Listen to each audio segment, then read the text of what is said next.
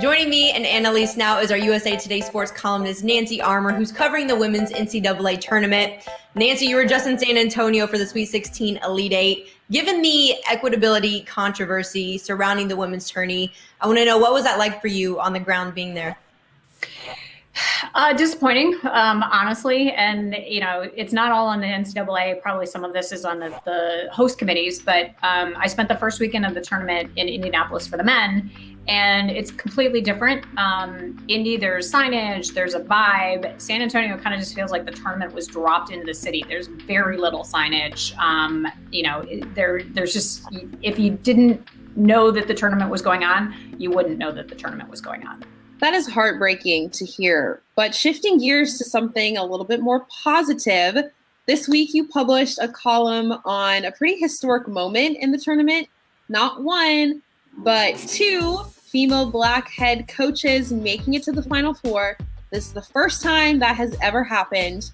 Can you talk a little bit about these women and really what it means to college hoops? Yeah, it's a huge moment, and it's crazy to think that it took until 2021 for this to happen. But Dawn Staley, Analis, I know you know her from South Carolina. This is her third Final Four. Gamecocks won it all in 2017.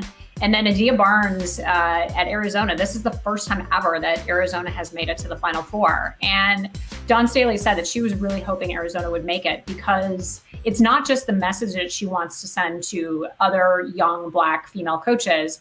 She wants to send a message to athletic directors and university presidents, the people who are doing the hiring, that, if you hire a Black woman as a head coach, this is what you can get. This is the opportunity or the possibility for success that you can have if you hire, a Black woman as your head coach.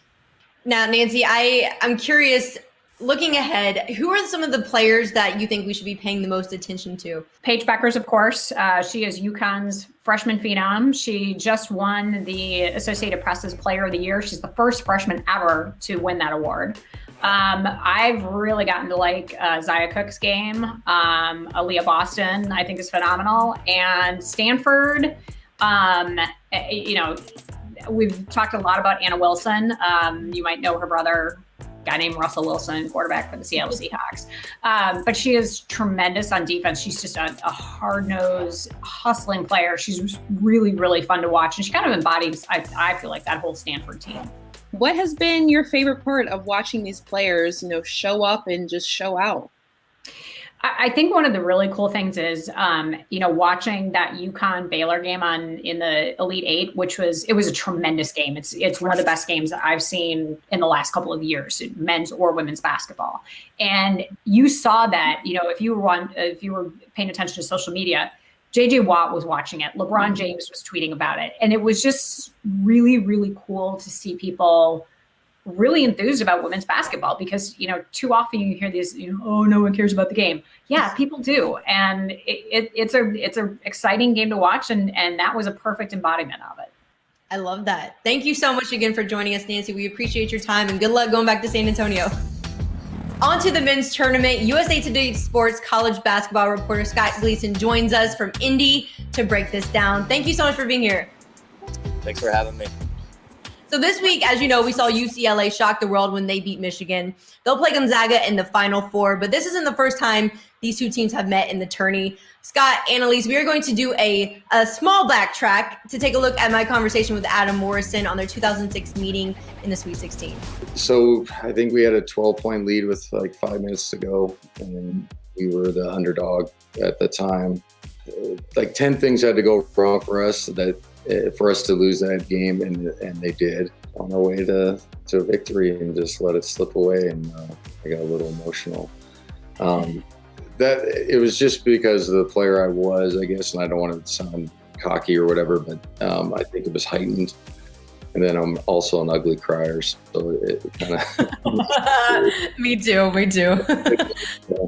I feel like despite the loss, though, is there just a sense of pride for you in knowing that post John Stockton, you put Gonzaga on the map and it kind of stayed there ever since? Yeah, no, I kind of, that first 1999 team, the Elite Eight run, obviously put them on the map nationally. And then I guess what they tell me, and I kind of agree with it is I took it to a national level as far as recruiting goes, so that really helped the program. But then, in the last decade or so, this program has really elevated the coaching staff, and obviously the kind of recruits that they get in now are, the reason why the program is where it is. So I was just a small brick in the wall there to, help the success to where they're at now.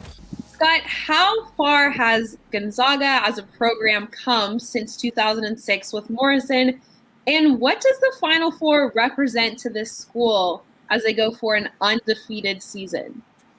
Yeah, Gonzaga's come so far. They are a national contender now. And one thing that Coach Mark Few does not like to hear, especially early on in his career when he's trying to shed that label, is the term mid-major.